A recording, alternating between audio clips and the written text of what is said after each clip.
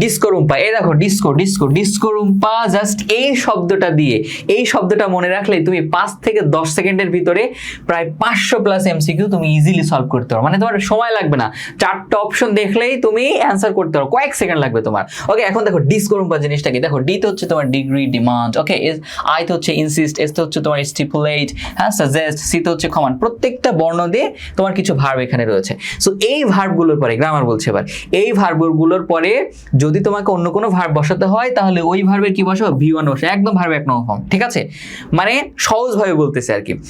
Option হতে শুধু V1টা তুমি, এই ভার্বগুলো আছে মানে কি, অপশন হতে তুমি ভার্বে 1 নম্বর ফর্ম যেটা আছে ওটাই তুমি কি করবা, চুজ করবা। দেখো এখান থেকে ঢাকা বিশ্ববিদ্যালয় সহ অন্যান্য ইউনিভার্সিটি সহ বিভিন্ন চাকরি পরীক্ষায় কিন্তু প্রশ্ন এসেই থাকে। ওকে, সো তুমি দেখো, এটা দেখো, এই প্রশ্নটা তুমি দেখো কি বলতেছে, দি অফিস রিকোয়ার্স দ্যাট, কিচ্ছু দেখার দরকার নেই, এখানে রিকোয়ার আছে, ডিসকোরুম্পা রিকোয়ার আছে। ওকে, এইবার তাহলে তুমি অপশন থেকে শুধু কি করবা, V1 তুমি হচ্ছে এখান থেকে চুজ করবা। আচ্ছা, V1 কোনটা, সি নম্বর কমপ্লিট।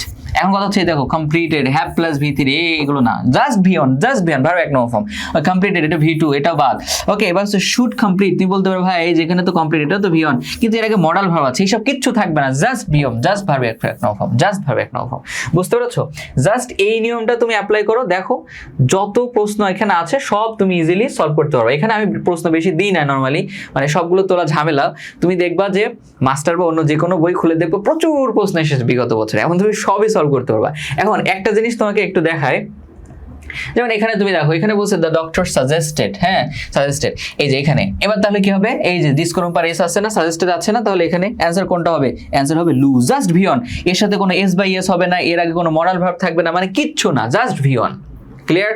ওকে, এবার আরেকটু ব্যতিক্রম দেখো, এবার দেখো তুমি বলতে পারো ভাই এখানে মুভড আছে, ডিসকোরুম্পার মুভ আছে, কিন্তু অপশনে তো V1 নাই।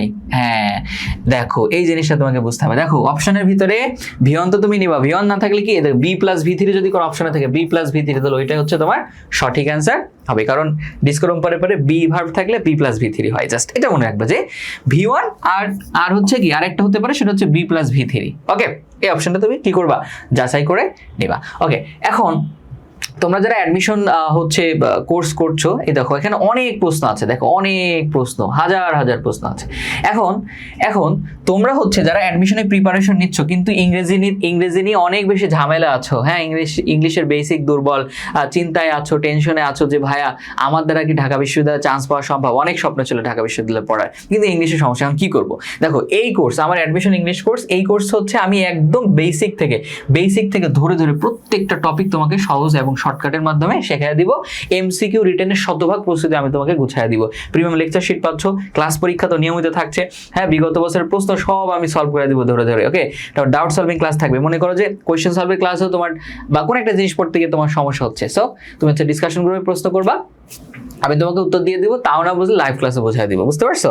সো কোর্সের ফি হচ্ছে মাত্র 1499 টাকা, তোমরা চাইলে ভর্তি হয়ে যেতে পারো। এরপরে দেখো আমাদের অ্যাডমিশন কোর্স রয়েছে, টোটালি হচ্ছে তুমি যদি ফুল প্যাকেজ চাও বাংলা ইংরেজি এবং জিকে, তাহলে 2500 টাকায় তুমি ফুল প্যাকেজ কোর্সটা নিয়ে নিতে পারবা। ঠিক আছে, সবাই কিন্তু ঢাকা বিশ্ববিদ্যালয়ের স্টুডেন্ট, সবাই হচ্ছে ঢাকা বিশ্ববিদ্যালয়ের মেন্টর। ওকে, সো তোমরা চাইলে ভর্তি হয়ে যেতে পারো। আই থিঙ্ক এটাও তোমার জন্য অনেক বড় একটা বেস্ট ডিসিশন হবে। তো সবাই ভালো থেকে, অন্য কোনো ভিডিওতে আবার দেখা হবে। আল্লাহ হাফেজ, টেক কেয়ার, বাই বাই, আসসালামু আলাইকুম।